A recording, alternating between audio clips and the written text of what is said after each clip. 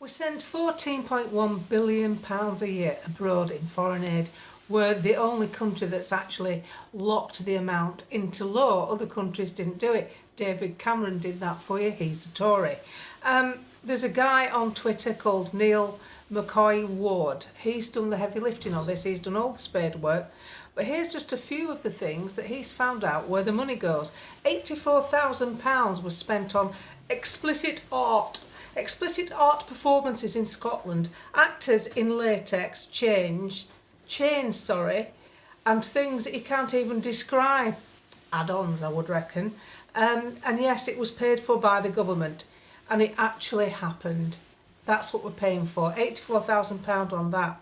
We actually spent £500,000 on electric vehicles for Albanian prisons, so that the Albanian prison service could ferry people up and down in electric cars.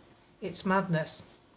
He says we've spent £10,000 decolonising the Welsh cake project. Yep, apparently the sugar used in Welsh cakes has colonial links.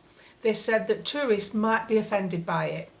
And this is where some of your taxes went, to decolonise Welsh cakes. Doge found that out when they were looking into other stuff. £55,000 for solar-powered boats to the Wapy tribe in Peru. The reason? To reduce the fossil fuel use and teach climate awareness. They live in the Amazon rainforest. Who thought they needed to know about climate awareness? Yeah, £55,000 for that. £4 million for gender-neutral tree planting in Uganda. Gender-neutral tree planting. They're creating a gender champions to make planting trees more inclusive. £200,000 to study ownership of internet dance. Yes, they're spending your money researching TikTok dances.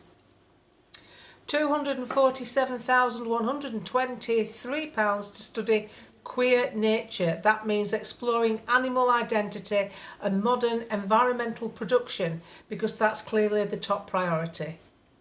Does it even make any sense?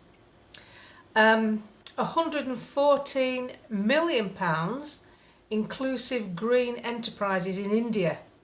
India have a space programme. India have poverty. £9,500,000 on accountability and inclusion in the Congo.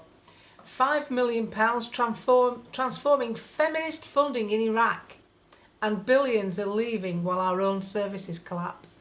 So while the NHS struggle for beds because they haven't got the money, £500,000 of a fleet of Albanian VWs for the prison service in Albania, and £500,000 for Women's Affairs Directorate in Jordan's military. It just keeps going. The list is endless. £264,000 for disinformation research in Ethiopia, £233,000 for mental health in Colombia, £133,000 for shrimp health in Bangladesh. Very important to have healthy shrimp in Bangladesh. £110,000 for gender disinformation in Kenya. These people, some of these countries, they're hungry, they've got no food in their bellies. And I know what the priority is in those countries, it's food. £44,000 on alcohol policy study in Thailand. Meanwhile, the NHS can't find funding for nurses, councils can't fill potholes, farmers can't get flood defences, but £14 billion has been spaffed away abroad. Now, as you know, around Lincolnshire it's very flat, it's very arable. Here's a quick clip from No Farms, No Foods. He stood on land that should have food planted in it. It's been underwater because they can't afford to stop it flooding. You can see some water behind me. This is not a lake, it's not a river, but this is farmland that was planted with crops in October. It's been under 3 metres of water since then because of a riverbank here that has collapsed. The Environment Agency here are not really bothered about it. They say they haven't got the finances to maintain the river, which is just here. And this is producing food. This is affecting our food supply. This is affecting the amount of food that is available, that comes on people's plates.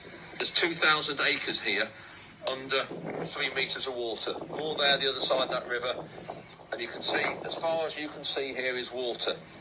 We have to have a river management policy that does not affect our food supply. We're always told we have to look at... I've just read you a list of what they're spending abroad. These are politicians for you. These are clueless people who happen to end up in powerful positions, sitting on committees, deciding where our money goes. Our money, our taxes, they aren't giving anything away. They're giving our money away. They don't even say thank you very much, taxpayer. How on earth can you send money so that someone can discuss art or discuss gender neutral tree planting when you've got flood defences that are needed and maintenance, general maintenance of our waterways in Great Britain so that crops can be grown so that we can eat food? We've got our priorities all wrong.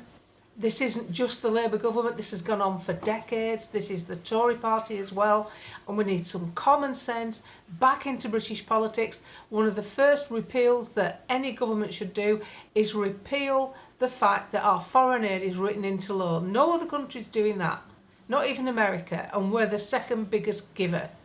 Why are we giving it at a set amount, no matter how our GDP is doing, no matter how poorly or well this country does, we still give our money away at a set amount?